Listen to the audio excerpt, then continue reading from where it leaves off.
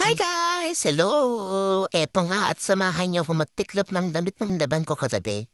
Siyempre, sinama ko na yung nilaban ko mga 2 to 3 days ago. O diba, pwede tamat talaga ang person. Sa dami kasi ng gawain ko sa bahay minsan natatambakan na ako ng tiklupin.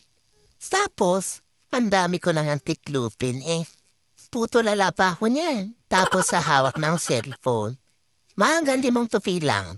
Ewan ko ba, hindi malis sa akin yung kapag natitiklop ako, matutupalala ako saglit at hahawak ng cellphone. Aminin mo, ganyan ka din minsan, hindi yan maalis. Siyempre, after ko ngang matulala at matalikot ng cellphone, bumalik na rin ako sa pagtutupit. Siyempre, pag hindi ko ito pinagpatuloy, hindi ako matatapos. At buti na nga natapos ako. Ayan nga, at nilalagay ko na yung mga damit ni Rico. Sa mga may pinakamadaming labahin kapag ka naglalaba ako.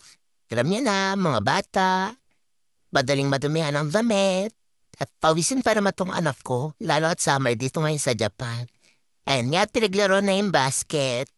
Sabi ko nga't mag-hello sa camera. Yun lang, bye!